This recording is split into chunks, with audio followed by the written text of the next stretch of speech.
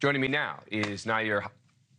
She is the Senior Director for Cabinet Affairs in the Obama administration and hosts the Global Experience on SiriusXM's Progress channel. Steve Cortes, he's a former senior advisor to President Trump and former senior media advisor to Senator J.D. Vance. And Justin Wallin, he's a pollster and CEO of Wallin Opinion Research. Thank you all for coming on. Appreciate it. Steve, let me start with you. Do you think that Team Trump should be concerned about this trend?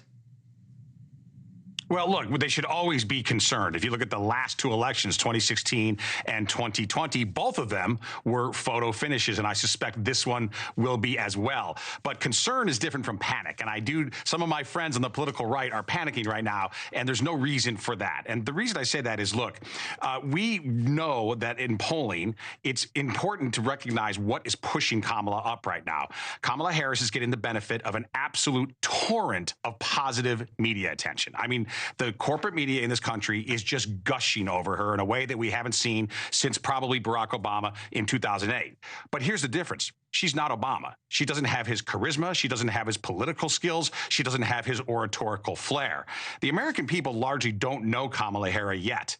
But once they do find out who she is, and once we in the political right do a good job of exposing who she is, that she's a California radical, that she's against fracking, that she doesn't believe crossing the border illegally is a criminal act, once we make her record and her agenda clear to the American people, I believe firmly that Trump wins in a tight race, albeit a tight race. Nayyera, I mean, what Kamala Harris is trying to do now is to soften or potentially even change some of those positions. Donald Trump has flipped on a number of policy positions, et cetera. But it does seem that there is more leeway for Donald Trump to change his mind at times than for someone like Kamala Harris. What do you make of that?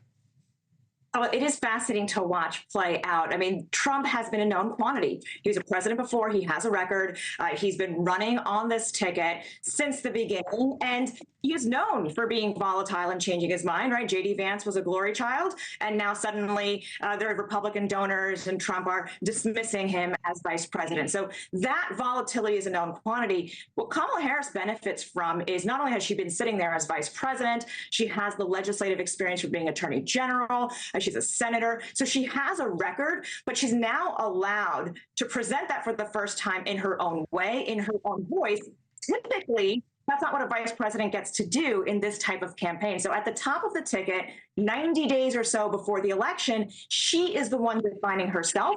And Steve's message about what the Republican message should be was very compelling. Unfortunately, it is not what we're hearing from the Trump and Vance campaign. They seem to be more concerned and weirded out by the fact that she's biracial at this moment, which is something that many people in America are experiencing as their day-to-day reality.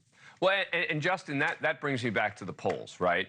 You have to wonder, are all the stars aligning for Kamala Harris today, but not necessarily in a month from now, right? I mean, you have all of this talk of Kamala Harris and the first this and the first that, et cetera. And I think Steve is right, that she's had a honeymoon with the media in general here. You have this potentially disastrous performance in front of the National Association of Black Journalists, which we'll talk about more later in the show. But, you know, the public's memory is pretty quick. And in a month from now, Justin, things on the polling front could be very different. Yeah, it's absolutely right. I mean, the two different things that we have here is, one, Trump is completely known. Even when he does things that are, seen as disastrous, this is all in line with Trump. There's no new surprises here. Everybody knows who Trump is. Kamala Harris, on the other hand, is going through a honeymoon period where she is largely unknown. People do know that she's the vice president, of course, but what is she? Who is she? What does she stand for? She has that opportunity to brand herself. But the reality is we have no idea to what degree voters are going to be receptive towards that. She's had a little honeymoon period, but it's not exactly a golden honeymoon period. She's tightened the race. There's no question about that. That's important. That matters. But it's still within the margin of error. It's tied. We'll just have to see in 30 days as voters get to know more about Kamala Harris, are they going to embrace her? Thanks for watching. Go to joinnn.com to find NewsNation on your screen. And don't forget to click the red subscribe button below to get more of NewsNation's fact-driven, unbiased coverage.